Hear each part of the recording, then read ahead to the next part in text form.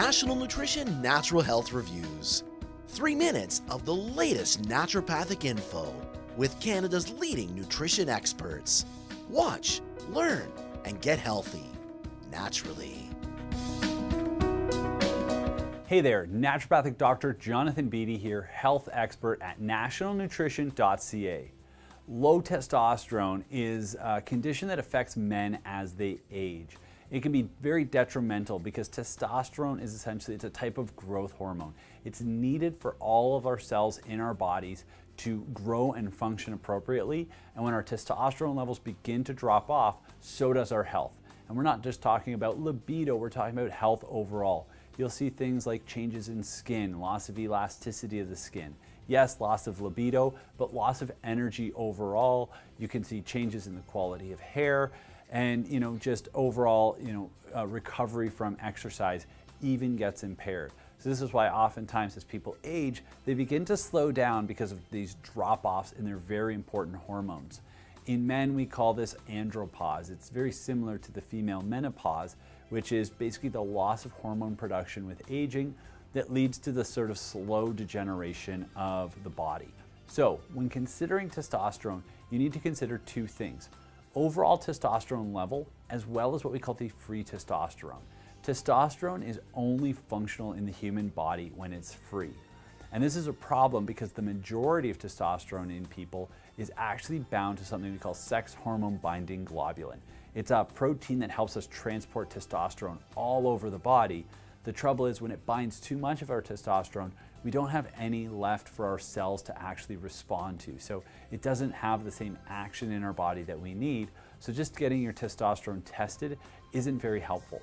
What you ideally want to do if you get your testosterone tested is test both the overall testosterone as well as the free testosterone, so you can see how much of yours is bound up, because treating low testosterone is going to be different. If you've got very high levels of testosterone, but it's just all bound up, how we treat that is very different than if your overall testosterone is low, because what we need to do then is actually boost your testosterone.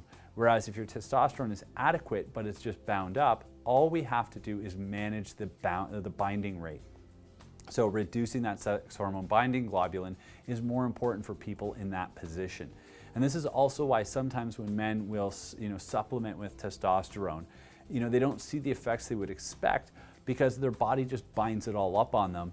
And over time, they sort of lose that initial boost that testosterone once gave them. The body just compensates for getting extra testosterone, binds it all up, and over time, the benefit of testosterone it goes away. This will often lead men to using more and more and more of it, which can actually become quite harmful because testosterone is still a growth hormone. And one of the problems that happens if you excessively supplement with testosterone is your heart gets bigger. But the trouble with that is as the heart grows outwards, it also grows larger inwards, and the chambers of the heart can actually become too small and they don't pump enough blood to meet the demands of the body, and this leads to cardiovascular disease.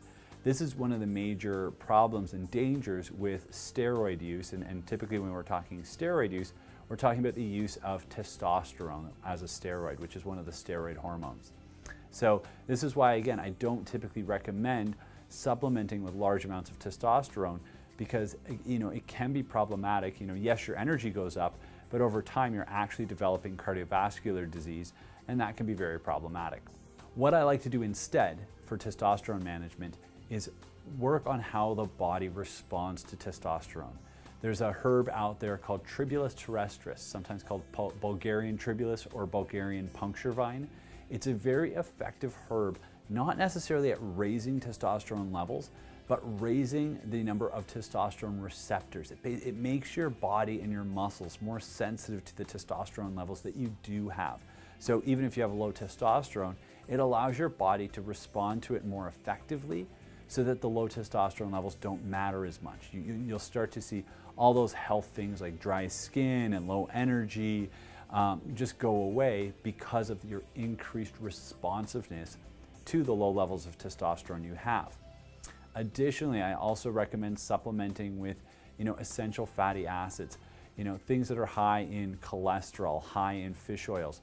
The reason for this is testosterone is made from cholesterol. So it's very important that your body has adequate cholesterol in order to be able to manufacture testosterone. And what I see often with a lot of my patients that are on cholesterol-lowering medications is they start to show a lot of symptoms similar to that of low testosterone. And oftentimes when I supplement them with herbs that increase their sensitivity to testosterone, a lot of those symptoms go away. So what I often find is that cholesterol lowering has an impact not just on their cholesterol, but also on their hormonal health. And that to me is quite problematic. Now, if testosterone is low overall, there is one other thing you can do, and that's supplementing with a herb known as Tonkat Ali. The Latin is Uricomia longifolia Jack. Now, this herb, it's sometimes called Malaysian ginseng, has actually been shown in multiple clinical studies to raise testosterone levels. It's one of the only herbs I've ever seen where there's multiple clinical trials showing its ability to raise testosterone as well as raising that free testosterone. So you're making sure that yes, there's lots of testosterone available, there's also lots of free and functional testosterone available. And it's one of my major go-tos for men for helping them to manage testosterone and low levels of testosterone. Also, one of the things we don't look at is that testosterone is a precursor. Testosterone can actually become estrogen. And this is done by an aromatase enzyme. So it's an enzyme in your body where you convert testosterone to estrogen. This is upregulated or increased when you're under stress. So managing your stress is very important for managing proper testosterone levels. So, avoiding stressful situations, making sure you get adequate exercise so your body's better capable of managing stress, getting adequate sleep. These are all lifestyle modifications you can do to ensure proper hormonal health. And then if you want, you can actually take things that will reduce this overconversion of testosterone to estrogen. One of the things that I like that can actually help limit the conversion of testosterone to estrogen, it's an extract often found in the brassica vegetables, your broccoli, your cabbage, your cauliflower. What it's called is diindolylmethane, or DIM for short. And it's very effective at inhibiting this enzyme and preventing the overconversion of testosterone into estrogen, thus ensuring adequate testosterone levels.